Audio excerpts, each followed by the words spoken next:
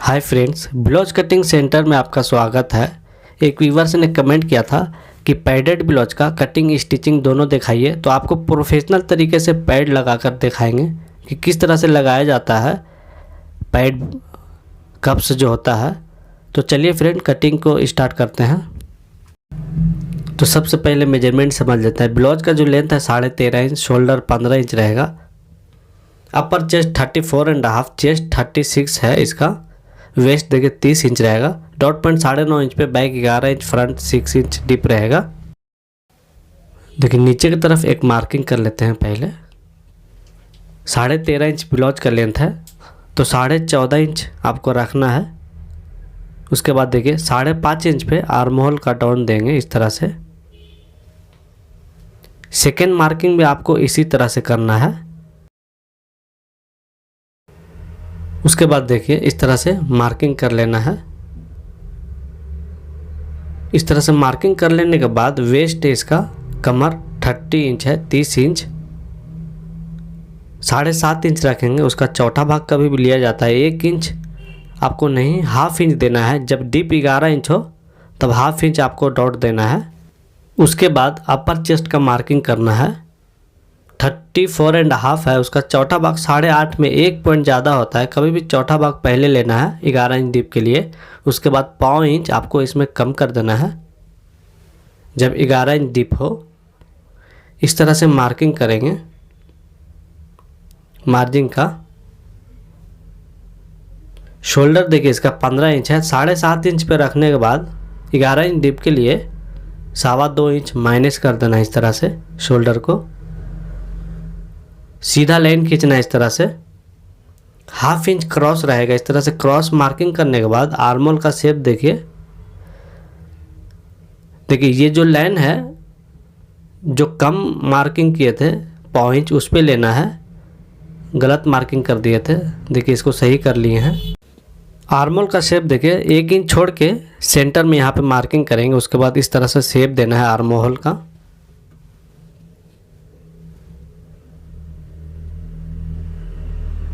Arm hole देखिए इसका 15.5 inch है,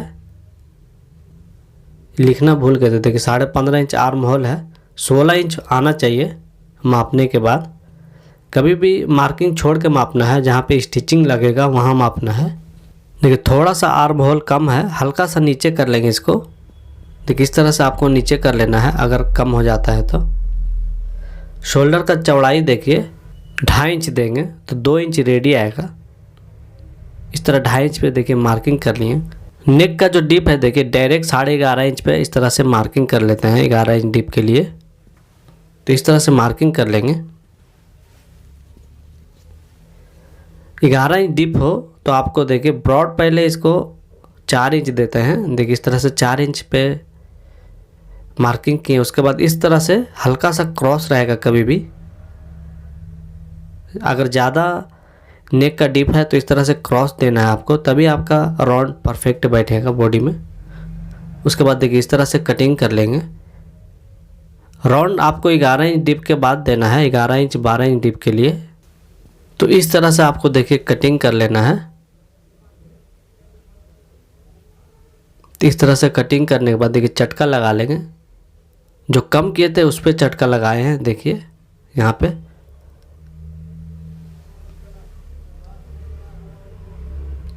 देखिए 11 इंच डीप के लिए ये लाइन है, जो कम किए थे वो। ये जो लाइन है वो चौथा भाग का लाइन है 34.5 का। यहाँ पे देखिए आपको डॉट देना है। कभी भी अगर डीप ज़्यादा हो तो डॉट देखिए यहाँ से देना है। इस तरफ देखिए गैप आ रहा, लेकिन उसको ध्यान नहीं देना आपको, बस नेक के बाजू ही देना। 0.5 इंच का डॉट रहेगा। 4 इंच का लंबाई देखिए, डॉट का लंबाई जो है 4 इंच दिए हैं इस तरह से। तो इस तरह से आपको मार्किंग कर लेना है। इस तरफ देखिए 0.25 इंच या 1 इंच इस तरह क्रॉस रहेगा, तो हल्का सा देखिए क्रॉस मार्किंग करेंगे इस तरह से। तो इस तरह से आपको मार्किंग करके कटिंग कर लेना है। पैडेड ब्लाउज जब भी बनता है जब ब्रॉड नेक ज़्यादा हो या डीप ज़्यादा हो, 12 इंच डीप है, 11 इंच डीप है, तभी पैडेड ब्लाउज बनाया जाता है, पैड डाला जाता है उसमें। चलिए फ्रंट कटिंग करेंगे। फ्रंट कटिंग करने के लिए देखिए 6 इंच डीप है इसका, 15 इंच शोल्डर है, तो उसका आधा 7.5 में 1.25 इंच, जब 6 इंच डीप हो 1.25 इंच माइनस होगा। इस तरह से माइनस कर लेंगे। देखिए उसी लाइन पे इस तरह से रखेंगे। देखिए इस तरफ इतना गैप आएगा, मतलब फ्रंट बड़ा आएगा कभी भी, क्योंकि फ्रंट का डिप कम है, बैक का डिप ज़्यादा है, इसलिए फ्रंट थोड़ा बड़ा आएगा। इस तरह से आर्म होल मार्किंग करने के बाद नीचे की तरफ देखिए इस तरह से मार्किंग कर लेंगे लेंथ। उसके बाद शोल्डर को भी देखिए इस तरफ मार्किंग कर लेना है। मार्किंग हो जाने के बाद आर्म होल को देखिए पहले कस्टमाइज कर लेंगे। आर्म होल कभी भी अंदर की तरफ रखना है। देखिए 1 इंच छोड़ के डायरेक्ट स्केल से इस तरह से आपको हल्का सा अंदर की तरफ कर ले। देखिए 1.5 इंच इस तरह से अंदर की तरफ करने के बाद नेक का मार्किंग देखिए 1/2 इंच छोड़ के, या डायरेक्ट भी ले सकते हैं। 6 इंच पे इस तरह से 1/2 इंच छोड़ के मार्किंग कर लिए। नेक का शेप आप जैसा मर्जी वैसा दे सकते हैं। ब्रॉड इसका 3.25 इंच दिए हैं। इस तरह से देखिए लाइन खींचेंगे, उसके बाद इसको राउंड शेप देंगे। उसके बाद देखिए डॉट पॉइंट इसका देखिए 9.5 इंच पे है।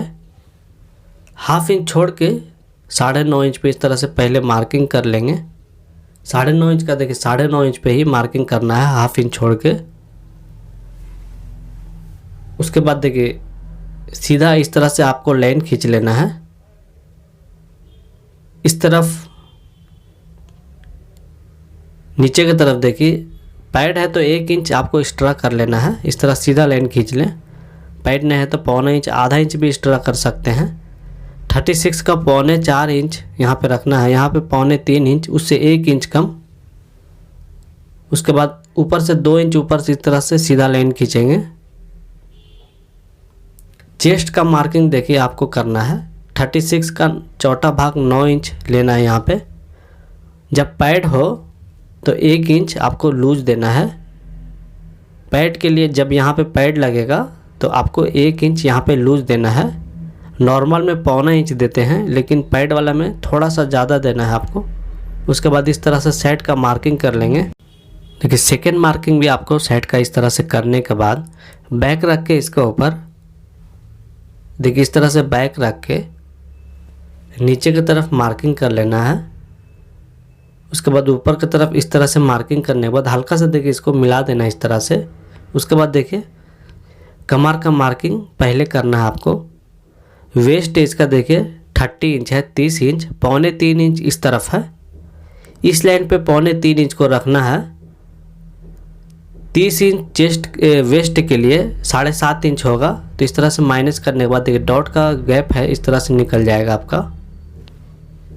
हल्का सा अंदर की तरफ रखना है कभी भी। इस तरह से देखिए मार्किंग करने के बाद स्केल को देखिए आपको किस तरह से रखना है। स्केल देखिए आपको इस तरह से रखना है।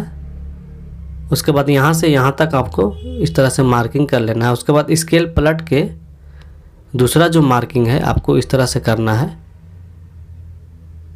इसमें थोड़ा बहुत एडजस्टमेंट आप अपना हिसाब से कर सकते हैं।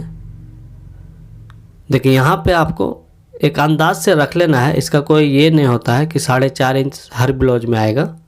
यहाँ पे देखिए जो मार्किंग था उसमें लाके इस तरह से मिला देना है। यहाँ पे देखिए जितना है वो इस तरफ भी उतना ही आना चाहिए। देखिए उतना पे मार्किंग करने के बाद सेट का जो इस तरफ का जो लाइन है देखिए इस तरह से मार्किंग कर लेंगे। उसके बाद आपको एक काम करना है, यहाँ पे हल्का सा नीचे की तरफ इस तरह से आपको करना है। इससे क्या होगा, आपका जो जॉइंट है वो परफेक्ट बराबर आएगा, नहीं तो ऊपर की तरफ हल्का सा चढ़ जाएगा। इसलिए हल्का सा इस तरह से कर लें तो नीचे का जो राउंड है परफेक्ट आएगा आपका। उसके बाद देखिए इस तरह से आपको कटिंग कर लेना है।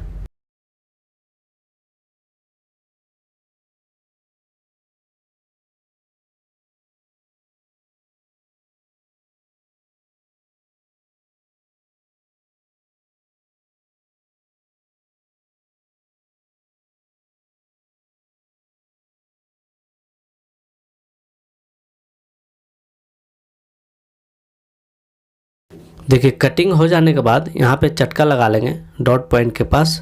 पैड यहीं पे लगाया जाएगा। देखिए नेक की तरफ इस तरह चटका करने के बाद आपको देखिए कपड़े के ऊपर जब कट करेंगे तो इस तरह से पहले मार्जिन के लिए फ्रंट ओपन रहेगा तो मार्जिन के लिए आपको 2 लाइन खींच लेना है। तो देखिए इस तरह से पहले 2 लाइन खींचेंगे मार्जिन के लिए, फ्रंट ओपन के लिए। जब सामने ओपन रहेगा तो इस तरह से आपको कर लेना है।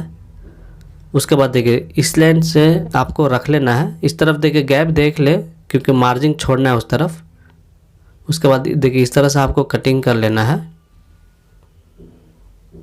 कभी भी डबल लेयरिंग कटिंग होगा, आपको बताएंगे लास्ट में डबल लेयरिंग पैड के लिए कटिंग किया जाएगा। एक लेयरिंग आपको ओरिजिनल पीस में अटैच होगा, दूसरा जो लेयरिंग है वो आपका पैड अटैच होगा उसमें, इसलिए डबल लेयरिंग कटिंग किया जाएगा कभी भी। तो इस तरह से मार्जिन छोड़ने के बाद नेक में देखिए व्हील चला लिए हैं। इस तरफ देखिए मार्किंग कर लेंगे डॉट पॉइंट के पास, इस तरफ भी यहीं पे देखिए पैड अटैच होगा कभी भी। नेक का देखिए मार्किंग कर लेते हैं, हल्का सा राउंड शेप देंगे। देखिए इसको कटिंग कर लेते हैं नेक को।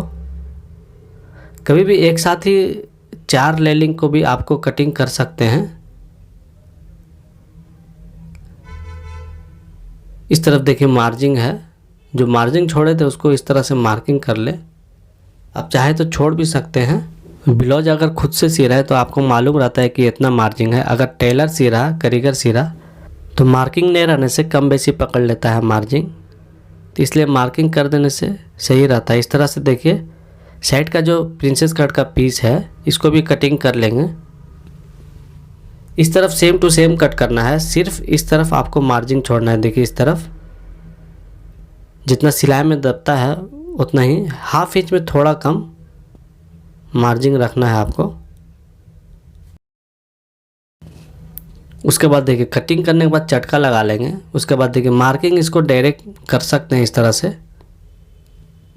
तरह से डायरेक्ट मार्किंग कर दें। देखिए मार्किंग हो जाने के बाद साइड में इसका जो मार्जिन है उसको भी मार्किंग इस तरह से कर लेना है। तो इस तरह से मार्किंग कर लें। देखिए डबल लेयरिंग कटिंग होगा, इस किस तरह से करना है वो देखिए अभी कटिंग करके आपको बताएंगे।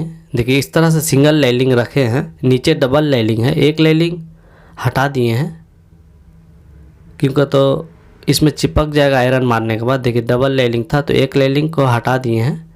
उसके बाद देखिए इसके ऊपर रख के आपको आयरन कर लेना है। उससे क्या होगा, लेयरिंग चिपक जाएगा आपका।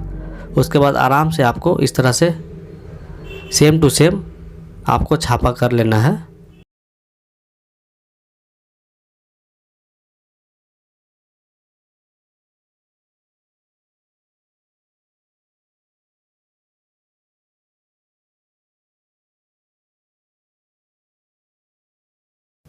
तो देखिए इस तरह से आपको सेम टू सेम यहाँ पे चटका लगा लेंगे, कटिंग कर लेना है सेम टू सेम। उसके बाद चटका लगा लेंगे, यहाँ पे पैड लगेगा इसलिए आपको मार्किंग व्हील चला के चारों में आपको मार्किंग कर लेना है। मार्किंग चौक से पैड लगाने के टाइम प्रॉब्लम नहीं होगा, आपको मालूम हो जाएगा यहाँ से पैड लगाना है। देखिए साइड का जो प्रिंसेस कट है उसको भी सेम टू सेम आपको इस तरह से छापा कर लेना है। देखिए इस तरह से कटिंग कर लेंगे सेम टू सेम।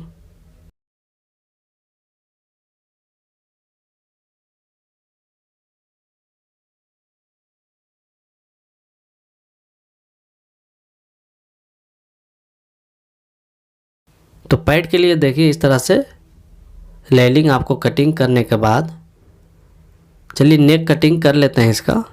½ इंच छोड़ के, मार्जिन छोड़ के आपको ½ इंच ने जितना नेक में दबाते हैं उतना रख के आपको कट कर लेना है मार्जिन छोड़ के। तो इस तरह से आपको कटिंग कर लेना है। चलिए स्टिचिंग बताते हैं इसका। पैड देखिए ये जो पैड है 36 साइज का है। जितना चेस्ट रहेगा उतना ही पैड लगाया जाएगा। अगर किसी का चेस्ट देखिए 40 इंच रहता तो इस तरह से कवर में 40 इंच का पैड आता है। अभी 36 साइज का था तो जितना चेस्ट रहेगा उतना ही पैड लगाया जाएगा उसका। अगर 35.5 है तब 36 का ही पैड लगेगा उसमें। चलिए स्टिचिंग बताते हैं आपको। या फिर 36.5 है तब भी 36 का ही पैड लगेगा। देखिए इस तरह से आपको पहले ओरिजिनल पीस में एक लेयरिंग को छापा कर लेंगे इस तरह से। देखिए पैड के बारे में बहुत सा कन्फ्यूजन होता है, आप लोग को धीरे धीरे बताते चलेंगे। तो इस तरह से आपको छापा कर लेना है। जहाँ पे मौका मिलेगा आपको पैड के बारे में बताएंगे कि कौन सा साइज में कौन सा पैड लगाया जाएगा। अगर किसी का चेस्ट 37 है और तो उसमें आपको दोनों पैड लगा सकते हैं, 36 का भी लगा सकते हैं, 38 का भी पैड लगा सकते हैं। तो देखिए इस तरह से अपोजिट रख के आपको चिपका लेना है दोनों लेयरिंग को। इस तरह से आपको चिपकाना है, मतलब स्टिचिंग कर देना है ओरिजिनल पीस से। आपको अगर पूरा वीडियो देंगे तो कम से कम 2 घंटा 1.5 घंटा में एक ब्लाउज़ बनता है, तो उतना लंबा वीडियो तो कोई देखेगा नहीं। तो इसलिए आपको स्पीड करके आपको ध्यान से देख लेना है कि किस तरह से। देखिए सेकेंड भी आपको देखिए एक लेयरिंग को साइड में रख दिए हैं, दूसरा लेयरिंग देखिए इसमें चिपका रहे हैं ओरिजिनल पीस में। तो वीडियो लंबा होने की वजह से आपको सिर्फ फ्रंट का ही बताएंगे पैडेड ब्लाउज किस तरह से बनाया जाएगा। देखिए इस तरफ का पीस आपको सेम टू सेम उसी तरह से छापा कर लेना है।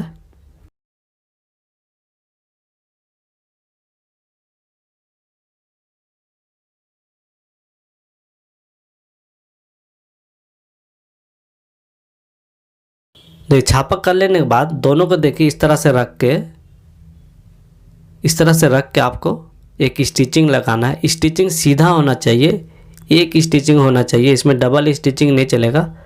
क्योंकि इसको देखिए हल्का सा खींच के रखना है नीचे का पीस, ऊपर का पीस कभी भी हल्का सा ढीला रहेगा। तो इस तरह से दोनों एक लेवल से स्टिचिंग लगाना है, एक ही सिलाई होना चाहिए इसमें। क्योंकि इसको चटका लगा के इसको चिड़ना पड़ेगा आयरन में, वो भी बताएंगे आपको। देखिए उसके बाद सेकेंड भी आपको देखिए इस तरह से एक नीचे की तरफ से लगाना है, एक ऊपर के तरफ से कभी भी लगेगा। नीचे वाला पीस खींच के रखना है, ऊपर का हल्का सा ढीला रहेगा, नीचे वाला खींच के रखना है, ज़्यादा नहीं खींचना, हल्का सा, तभी आपका रिंकल्स वगैरह नहीं आएगा। पूरा एक लेवल से मार्जिन पकड़ना है आपको। उसके बाद देखिए इसको चटका लगा लेंगे।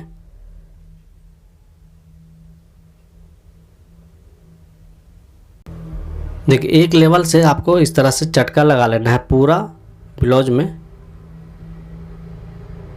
जो जॉइंट लगाए हैं पूरा जॉइंट में इस तरह से चटका लगा लेना है।